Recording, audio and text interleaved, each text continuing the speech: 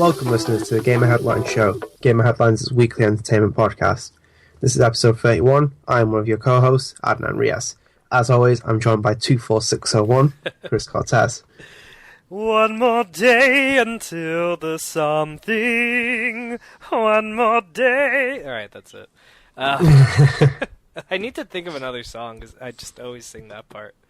You need to watch the movie again, son. I do. I should be like, Adnan, what are we doing today? And sing like... Too much Russell Crowe, that. That's what we should call it, Russell Crowing it. Yeah, dude, awesome, man. I'm doing good.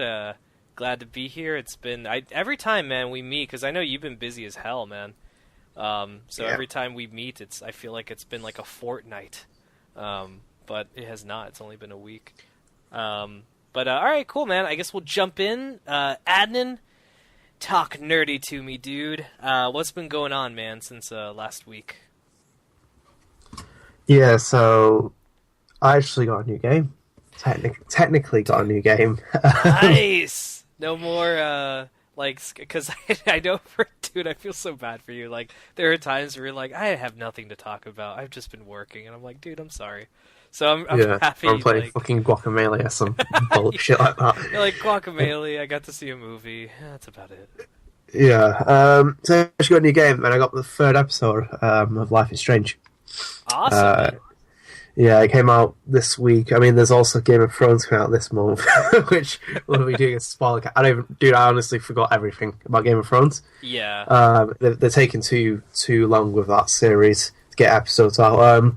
Life is Strange stuck in the back of my mind from episode 2. The kind of gaps are there, like a month and a half-ish, but they're kind of consistent in their time frame of where they're releasing episodes and when everything's ready. I got into it. It's the best episode to date so far of the season, and it really does do something that Telltale has never done before. It really changes the outcome. I think no one really expected that to be the ending of what it is. I won't spoil it, but it's huge. It really shifts the entire structure of the story and what can possibly happen. And I think, like, overall, like, the kind of issues in writing kind of improve. There's less kind of B-rated nonsense going on in terms of, like, them speaking to each other. They really solidify the Max-Chloe relationship even better, to the point where these two characters, like, it's like developing even more on the Ellie Riley relationship from The Last of Us Left Behind. They do this really kind of, there's so many great scenes and just like lingering in certain places. And I think with Life is Strange, despite the fact that it's not an open world game, there are just points where you can sit on a bench. Like, it gives you that choice to just sit on a bench, and even though you can't do anything, then just like Max normally talks in her head or something, it's that sense that you are grounded in this universe, that it feels like if you weren't playing a game, you are sitting on that bench with her, spiritually or wherever you want to kind of be position wise. It feels like that, and it's really, really fascinating to play when it does stuff like that, when it gives you that opportunity.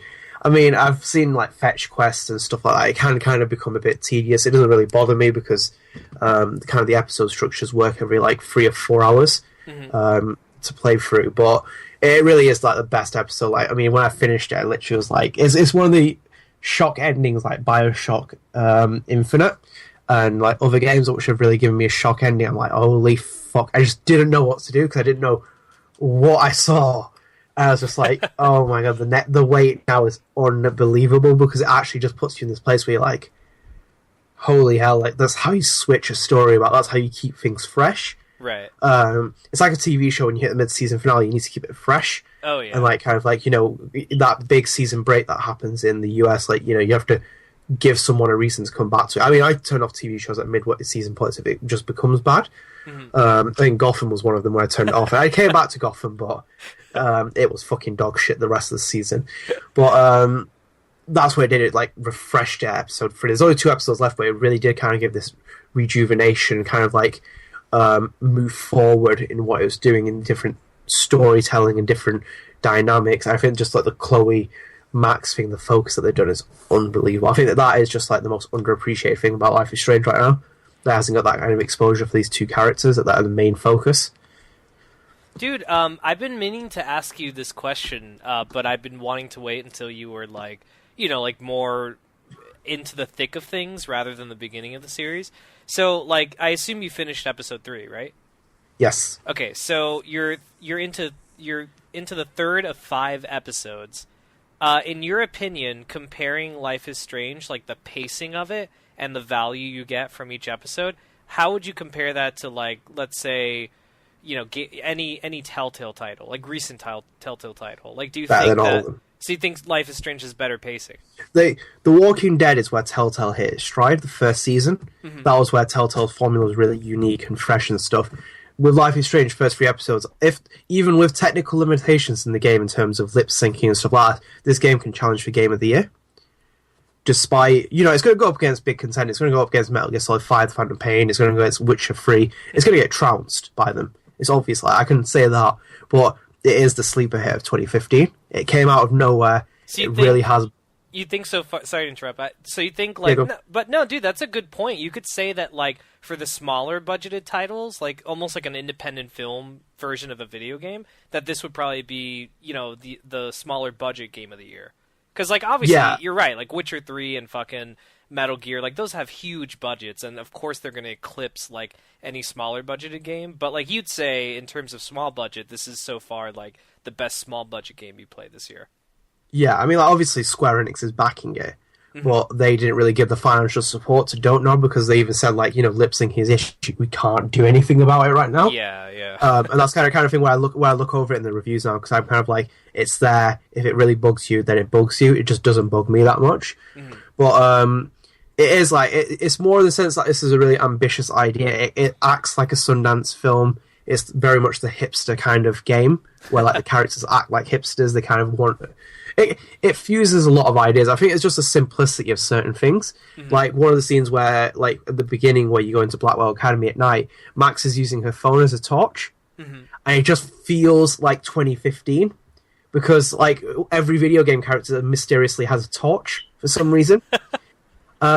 Despite anything, they always have a torch. And I'm like, okay, it makes sense in some games, but there's always that one sense where I'm like, why don't you just pull your phone out and use the light of it?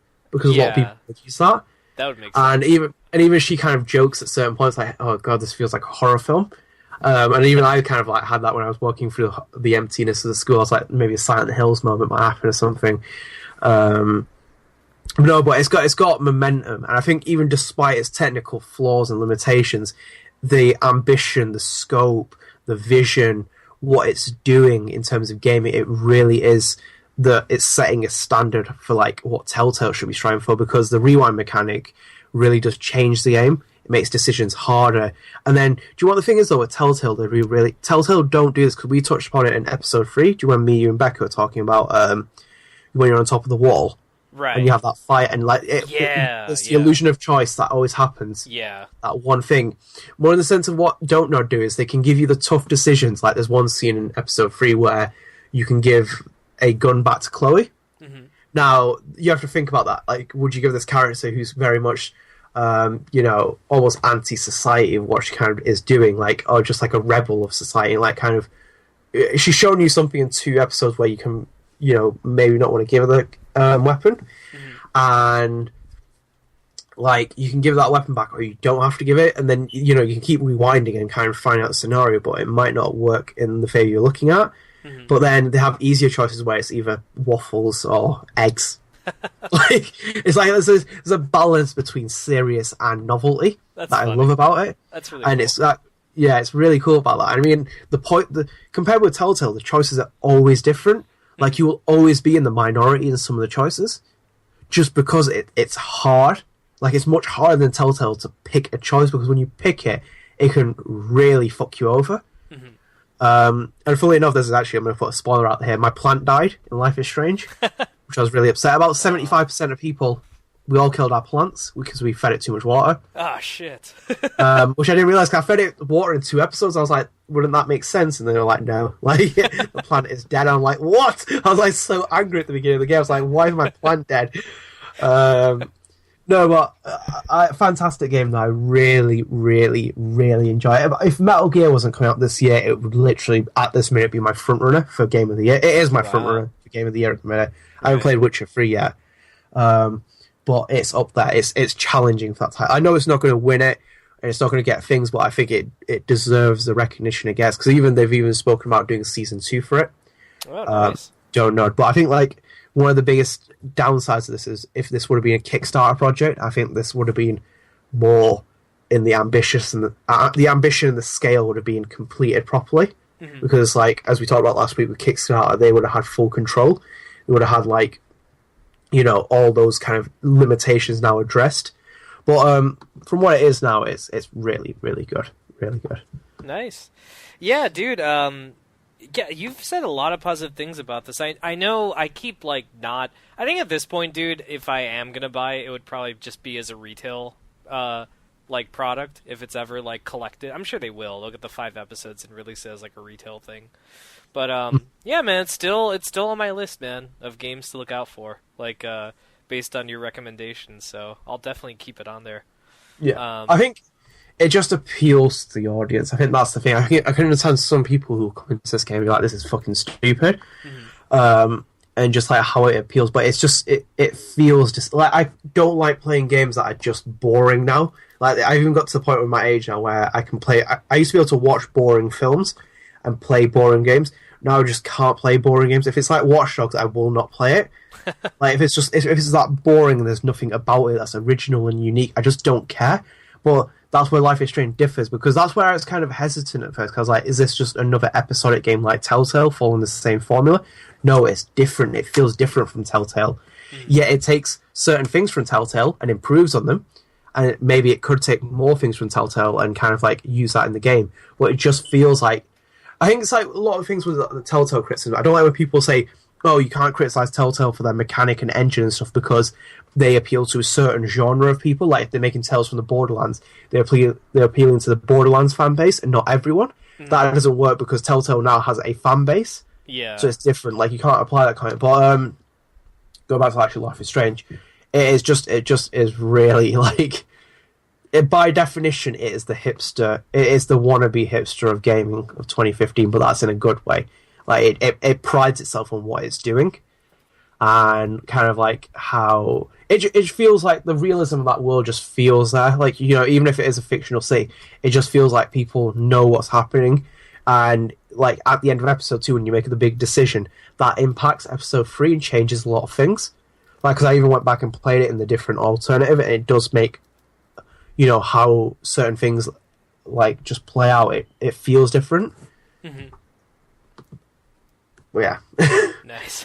No, you're just, dude, I get it. You're kind of like, you're busting your nut in terms of like, you know, how much you've been enjoying this. And I mean, dude, I've always, every time you talk about it, you get really passionate about it. And that's why it's, like I said, like one of the things I'm going to look out for. Yeah. I mean, it's getting away from that male charactering. It's just like, I'm not all for jumping like, you know, the bandwagon of let's get a million female characters. I just like the refreshing change in the faces. Oh, yeah. And it proves that. It just proves that, you know, you don't have to go down the same stereotypical route. Because, I mean, look, compare the assassins of Assassin's Creed together. All the protagonists, they literally are the same people. By definition of what they look like. They're all male. Like, you can flip those, and you can get other characters in. Just when you have 2 female leads who are really kind of bouncy off each other, Hannah Tell and Ashley Birch, the voices of Max and Chloe, they kind of bounce off each other so well. They kind of feel like, you know, these 2 people have known each other for years, that they understand each other, they understand the characters, they know what they're looking for. And there's just scenes that are really kind of like emotionally charged. You feel like, you know, you connect with these characters. And I think that's what Life is Strange is, where it's at its best, where it's doing that with those 2 actors. Mm-hmm. Yeah, I mean, that's definitely a possibility, yeah. I mean, it's always good to do things, like just expand, you know, on things like that, or just things in general, when it comes to like, you know, games that... Because you look at Life is Strange, dude, and like you said, like it doesn't matter about the sex of the character, but it's still appealing to play as a non-white 30-year-old male, which is like what most video games have you playing as. So if they could do that, like, and they can kind of turn it around and get the attention of people, like, why not expand upon things? I'm all for that. Yeah, exactly.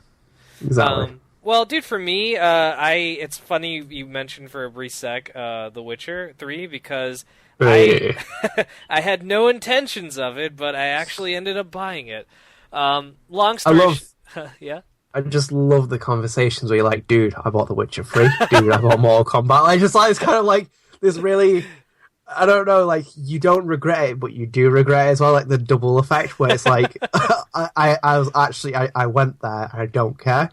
Cause, dude, it's like right now, like my wife is very kind enough to understand my obsession with games and that it helps me get into, my writing and all that stuff. So if she's like, look, as long as it's one of the, because I get 12 games a year now, that's my thing, one game a month essentially, and it can carry on over. And basically, she's like, look, as long as it's one of the games, you can get it.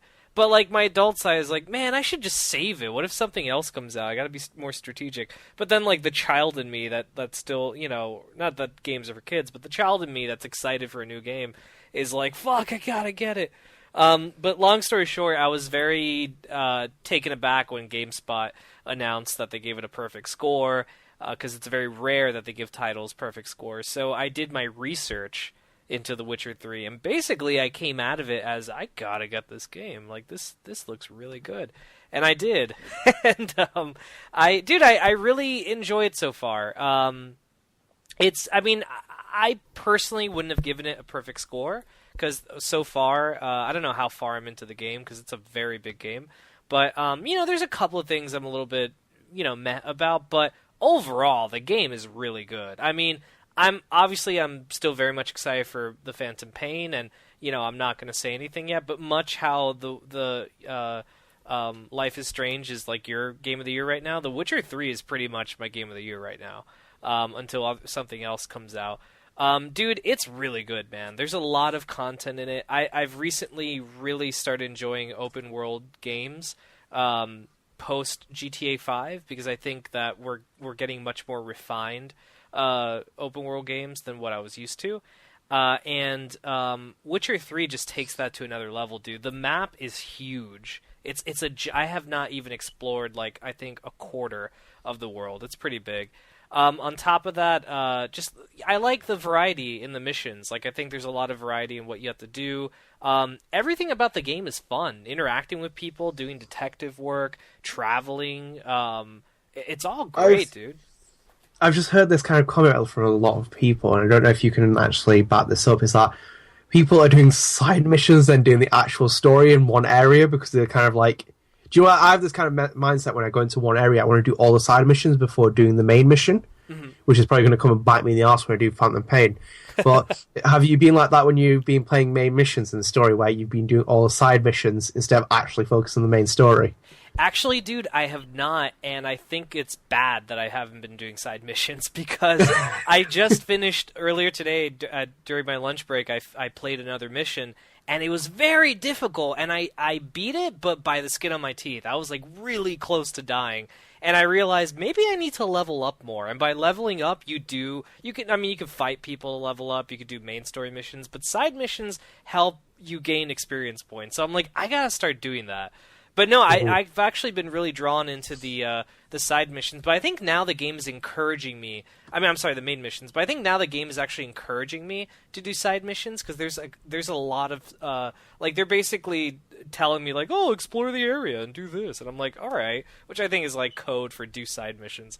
Yeah. But dude, no, like I haven't done any, but I've seen streamers prior to the game's launch, and the side missions seem pretty cool. Some of them are like fetch missions, some of them are like protect someone missions, but they seem to be based off of elements of main missions, from the game, but just presented as like just getting an element of that and making a side mission, which isn't necessarily bad. I mean, it's still fun, I think, to do some of the stuff, and it's a side mission, so it's not like they're forcing you to do it. I'm trying to think of other things to say. As someone who has never played Witcher 1 and 2, I think the game, for the most part, does a really great job of accommodating new players. I don't feel lost in the mythology or anything like that. The only thing I think that's a little bit, I think they could have done a better job in. So I'm aware that the Witcher series is similar to Mass Effect in the sense that choices, change the flow of the game. So if you did something in the first game or second game, it affects, your future title. The problem is the series, like Witcher 3, this is the first time it's ever been on a PlayStation console. or on Xbox One, because the second game was on 360, and I think the first one was only PC only. So what they've done now is there's a part, it's like 2 hours into the game, it's really random. They try to see this guy comes up to you and asks you questions based off of things you could have done in the past titles. They're like, whatever happened to blah, blah, blah, blah, blah. And that's like a main thing that happened in The Witcher 2. And so you get to pick, oh, I killed him, or I didn't kill him, or whatever the case is. But they don't really explain who that person is. So as a new player, I had to do research, because I wanted to make sure that the choices I was making, had the positive impact I wanted to have on my, Geralt character. So that's one thing I think they could have done a little bit better. Like, I don't know who the hell this guy is. Was it good to kill him? Was it bad to kill him? Am I a dick for killing him? Like, am I good for sparing him? I don't know. So, you have to research that. But yeah, dude, other than that, it's a fun game. It's a beautiful title too. And I think anyone who can afford to pick it up, should definitely, pick it up right now. It's good stuff. I think it's available. I got it for Xbox One because, I think I got the game earlier. I got it Monday night, instead of, midnight or something like that, because the digital release was earlier or something, and I had space on my Xbox One, so I had to get it on there. My PS4 is just filled to the brim with, too much stuff that I've downloaded. A lot of Telltale stuff, not that Telltale's crap, but a lot of Telltale stuff, a lot of other games. Yeah. So yeah, I got it on Xbox One, but it plays well. I know a lot of people complain about frame rate and 1080p resolution. The game looks great. It's really good. Mm-hmm. Is it, quote, next gen? Dude, it's weird because there's been like a weird blur for me. Sometimes I think it's very noticeable to see when something's next gen. Like, I'll give you an example. Compare the Ground Zeroes version on PS4 to the PS3 version, and instantaneously, Ground Zeroes, in my opinion, is current gen. Where it's on PS4, it's what every game should be kind of hitting in terms of standards. Like, the fucking visuals are unbelievable. Or even Mortal Kombat. Like, when they're fighting, like, the visuals are unfreaking real. Yeah.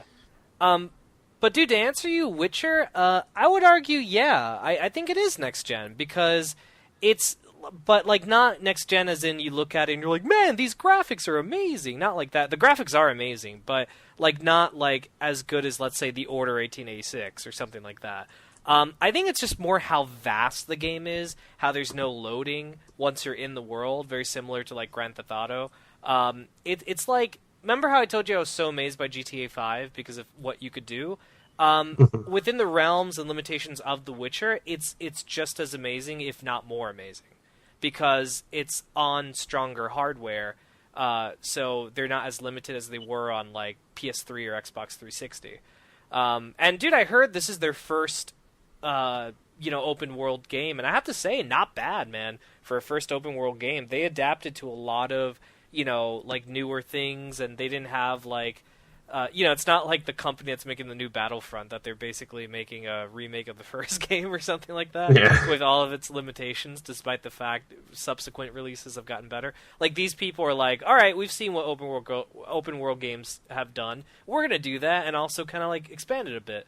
But I could keep going, dude. Like, another thing is your beard grows, and I don't know why. I think that's so cool. Like, as days pass, your beard grows bigger and bigger. And I think that's so fucking cool if they have little things like that. So you have to actually go and get a shave if you want to like keep up with how you look. Dude, I could go on. It's really sucking in so much of my time right now. It's one of those time suckers that you play it and you're like, oh my god, an hour has passed? 2 hours have passed? I didn't know that. Ah, shit. I remember those days. Dude, you get lost in it. It's pretty intense. So if no one has anything to play right now, go and pick this up. It's pretty good. It's actually and very Life good. is Strange. And Life is Strange. Yes. Remember the little people. Damn it. I'm actually, by the way, I'm shocked that Don't Nod actually released it in the same week as The Witcher 3. Yes, like, that takes balls. You must have big fucking balls to do that. It's like Telltale dropping Game of Thrones in the same week as Metal Gear. It's like, no, thank you, goodbye. I don't give a shit. No, but yeah, that's great news though. Yeah.